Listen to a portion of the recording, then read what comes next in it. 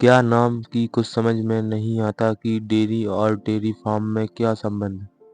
Dairy तो कहते हैं उस छोटी सी सादी साजिल पोथी को जिस पर रोज रोज का वृतांत लिखा जाता है और जो प्रायः सभी महान पुरुष लिखा करते हैं। और डेयरी फार्म उस स्थान को कहते हैं जहाँ गाय भैंसें पाली जाती हैं और उनका दूध मक्खन घी तैयार किया जाता है। ऐसा मालूम होता है डेयरी फार्म इसलिए नाम पड़ा कि जैसे डेयरी में नित्य पिति का समाचार लिखा जाता है, उस तरह नित्य पिति दूध मक्खन बनता है। जो कुछ हो, मैंने अब डेयरी लिखने का निश्चय कर लिया है। कई साल पहले एक बार एक पुस्तक वाले ने मुझे एक डेयरी भेंट की थी। तब मैंने उस पर 1 महीने तक अपना हाल रखा, लेकिन मुझे उसमें लिखने को कुछ सूझता ही न था। रात को सोने से पहले घंटों बैठा सोचता क्या लिखूं। लिखने लायक कोई बात भी हो। यह लिखना कि प्रातःकाल उठा, मुंह धोया, स्नान किया, तिलक चंदन लगाया, पूजन किया, यजमानों से मिला और फिर लौटकर भोजन किया और सोया। तीसरे पहर फिर उठा, भंग छानी, फिर स्नान किया, फिर तिलक लगाया और कथा वाचने चला गया। लौटकर फिर भोजन किया और सो गया। यह सब लिखना मुझे अच्छा ना लगता था, इसलिए उस डेयरी पर मैंने धोबी के कपड़ों और आमदनी खर्च लिखकर उसे पूरा किया। जब से वह डेयरी समाप्त हुई, तब से खर्च आमदनी का हिसाब लिखना छोड़ दिया और धोबी के कपड़ों का हिसाब पंडिताइन के जिम्मे डाल दिया। लेकिन अब से डेयरी लिखना आरंभ कर रहा हूँ। इसका क्या कारण है? मैंने सुना है कि इससे आयु बढ़ती है और चारों पदार्थ हाथ आ जाते हैं। इसलिए अब मैं फिर भगवान का नाम लेकर और श्री गणेश जी के सामने शीश झुकाकर डेयरी लिखना आरंभ करता हूँ। ओम शांति शांति शांति। क्या नाम की आजकल साम्यवाद और समष्टिवाद की बड़ी चर्चा सुन रहा हूँ। साम्यवाद का अर्थ यह है कि सभी मनुष्य बराबर हों। तो मैं अपने साम्यवादी विद्वानों से, जो इस विषय के आचार्य हैं, जैसे श्री संपूर्णानंद आचार्य नरेंद्र देव जी और आचार्य श्री प्रकाश जी, से पूछना चाहता हूँ कि सब मनुष्य कैसे बराबर हो सकते हैं। आचार्य नरेंद्र देव जी मुझे क्षमा करें या ना करें, मगर उनके जैसे 3 आचार्य मेरे पेट में समा सकते हैं। फिर यह कैसा साम्यवाद? इसका मतलब तो यही है कि मैं वामन रूप धारण कर लूँगा और विराट रूप धारण कर लें। अच्छा, अब दूसरी बात लीजिए। धन तो आप सबको बराबर कर देना चाहते हैं, लेकिन कृपया करके यह बतलाइए कि आप सबके पेट कैसे बराबर कर देंगे। आचार्य नरेंद्र देव जी 1-2 फुलके और आधा घूंट दूध पीकर रह सकते हैं, मगर मुझे तो पूजा करने के बाद तीसरे पहर और रात को 4 बार तर माल चकाचक चाहिए, जिसमें लड्डू, हलवा, मलाई, बादाम, कलाकंद आदि का प्रधान हो। अगर आपका साम्यवाद इसकी गारंटी करे कि वह मुझे इच्छापूर्ण भोजन देगा, तो मैं उस पर विचार कर सकता हूँ। और अगर आप चाहते हो कि मैं भी 2 फुलके और तोले भर दूध और 2 तोले भाजी खाकर रहे, तो ऐसे साम्यवाद को मेरा दूर से ही प्रणाम। मैं धन नहीं मांगता, लेकिन भोजन हाथ फाड़ चाहता हूँ। अगर इस तरह की गारंटी दी गई, तो वचन देता हूँ कि मैं और मेरे अनेक मित्र साम्यवादी बनने को तैयार हो जाएंगे। लेकिन एक भोजन से ही तो काम नहीं चलता। कपड़ा ही ले लीजिए, आपको एक कुर्ता और एक टोपी चाहिए।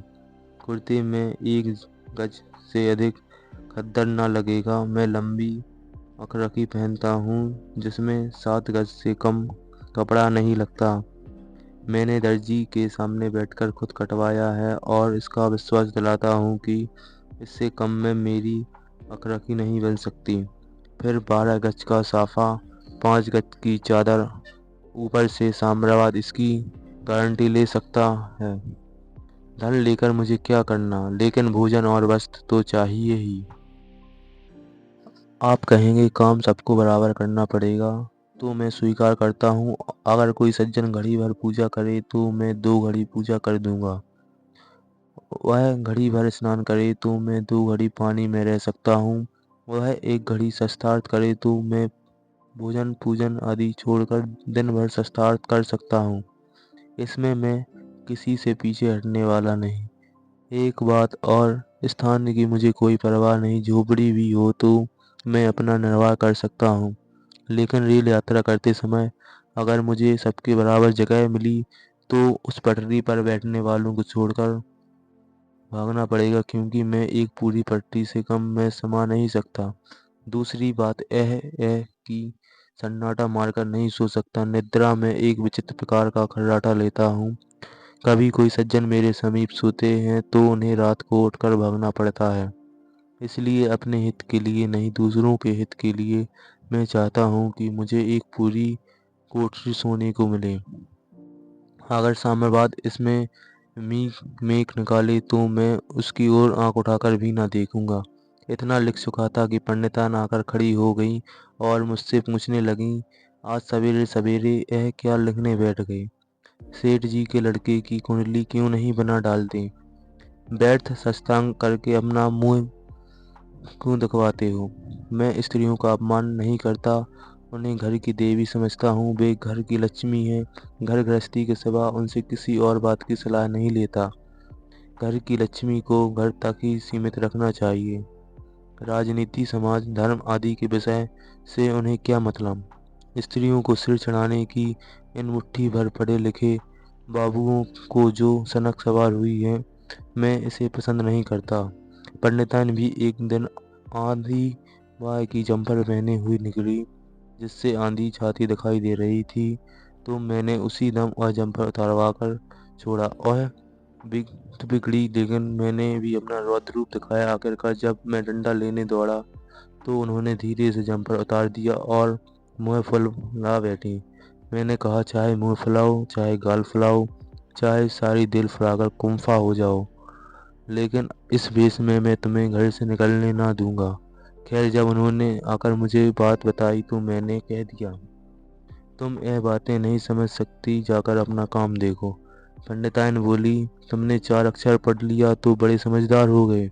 अभी एक जून चूल्हा ना जलाऊं तो सारी समझदारी निकल जाए। इतना बेतुका जवाब दिया मानो घुटना फूट गया। लेकिन मुझे आश्चर्य नहीं हुआ। उनसे मैं ऐसे जवाब सुनने का अभ्यस्त हो गया हूँ। मैंने जरा कड़ाई के साथ कहा, तुम्हारे मतलब की कोई बात नहीं है देवी, नहीं तो मैं तुम्हें सुना देता। कोई कविताई करते होंगे, यही तो तुम्हें रोग है। कविता करने का रोग मुझे कब था? बेबात की बात करती हूँ। मैं कविताई से इतनी दूर हूँ जितना पूरा पश्चिम से। यह वेशभूषा, यह डील ड्रॉल कवियों का है। तुम क्या जानो कवि किसे कहते हैं? कवि वह है जिसकी सूरत से कविता बरसती है। बस मैं कविताई नहीं कर सकता, एक सामाजिक प्रश्न पर कुछ शंकाएं उपस्थित करने का सौभाग्य सिंदूर प्राप्त कर रहा हूँ। पंडित पूर्णकृत से वह कुछ रोब में आ गई, लेकिन मैं थोड़ा सा बुद्धू भी हूँ। उसी वक्त मुझे हंसी आ गई। बस पंडितान लौट पड़ी और मेरे हाथ से लेख छीनकर बोली, मैं समझ गई, किसी को प्रेम पत्र लिख रहे हो। अब नहीं तो अब बनी। मैं गंगाजल लेकर शपथ खा सकता हूँ कि मैंने आज तक ना जाने प्रेम किस चिड़िया का नाम है। मेरी प्रेम का तरमल है। दूसरा प्रेम मेरी समझ में नहीं आता, लेकिन पंडिताइन को न जाने क्यों मुझ पर संदेह होता रहता है। प्रेमियों को दशा देखकर तो मैं उन पर हंसी आती है। जब देखो रो रहे हैं, ठंडी सांसें खींच रहे हैं, ना कुछ खाते हैं ना पीते हैं, खांसे लक लक बने हुए हैं, फूंक तो उड़ जाए। इस तरह का प्रेम करके तो मैं तीसरे दिन संसार से विदा हो जाऊं, लेकिन इस संदेह का निवारण करना अब लाजिमी हो गया है। मैंने थोड़े से शब्दों में पंडितान को साम्यवाद का तत्व समझाने की चेष्टा की। जब मैं अपना कथन समाप्त कर चुका तो वह आंखें मटकाकर बोली, ये नौच तुम्हारा साम्यवाद। कुछ घास तो नहीं खा गए हो? जिसके बाल वंश ना हो वे साम्यवाद की बात सोचें। मुझे तो भगवान ने 5-5 पुत्र दिए हैं और छठवां आने वाला है। मैं साम्यवाद के फेर में क्यों पड़ूं? मेरे बराबर हो पड़ोसन गोद रोटी खाए। अच्छा साम्यवाद है। मेरे लाल जीते जी रहेंगे तो मांग खाएंगे। और वह भी ना जाने क्या क्या अनाप शनाप बकती रही, लेकिन उनकी बातों से मेरे मन में एक शंका उत्पन्न हो गई। साम्राज्यवाद में कहीं संतान निग्रह का बंधन तो नहीं है? क्योंकि इस तरह का कोई संबंध हुआ तो फिर मेरा उससे कोई संपर्क न रहेगा। मैं इस विषय में किसी से समझौता नहीं करूंगा। पीछे से तुक्का फजीहत करना मुझे पसंद नहीं। आचार्य मुझे स्पष्ट बतला दें कि मुझे ग्रह अवस्था का त्याग तो ना करना पड़ेगा। मैं इसकी स्वाधीनता चाहता हूँ कि जितनी संतानें आवे उनका स्वागत करूँ, क्योंकि मैं जानता हूँ जन्म देने वाले भगवान हैं और उनको पालने वाले भी भगवान हैं। मैं तो निमित्त मात्र हूँ। क्या नाम है कि मैं पंडित मोटेराम बल्द पंडित छोटेराम स्वर्गवासी सागिन विश्वनाथपुरी, जो शंकर भगवान के त्रिशूल पर बसी है, आज बम्बई में दंदना रहा हूँ। एक यजमान सेठ जी ने तार भेजा, हम बड़े संकट में हैं, तुरंत आओ। तार के साथ डबल तीसरे दर्जे का किराया भी। इसलिए हमने चटपट बम्बई को प्रस्थान कर दिया। अपने यजमान पर संकट पड़े तो हम कैसे रह सकते हैं। सेठ जी एक बार काशी आए थे, वहाँ भी मैं निमंत्रण में गया था। वहाँ मेरी उनकी जान पहचान हुई। बात करने में मैं पक्का फेंकेत हूँ। बस यही समझ लो कि कोई मुझे निमंत्रण भर दे दे, फिर मैं अपनी बातों से ज्ञान घोलता हूँ, वेदों शास्त्रों की ऐसी व्याख्या करता हूँ कि क्या मजाल जो यजमान उल्लू ना बन जाए।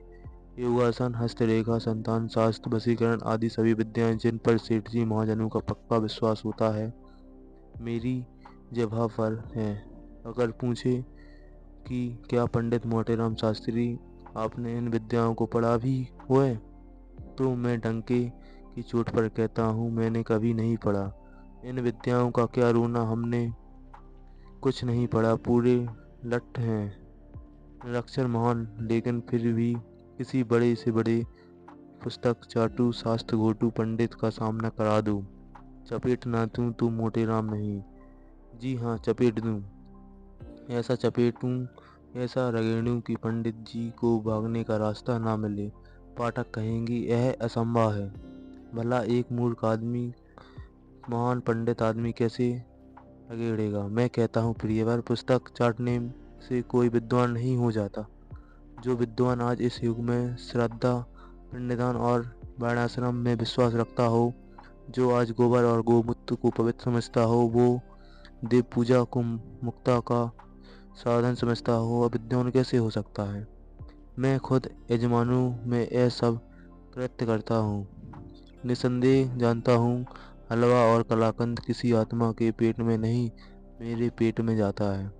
फिर भी यजमानों को मूड़ता हूँ तो इसलिए कि मेरी यह जीविका है। जीविका नहीं छोड़ी जाती और इसलिए यजमान खुद बेवकूफ़ बनना चाहता है। 5 पैसे का गौदान करके भाव सागर पार उतरना चाहता है।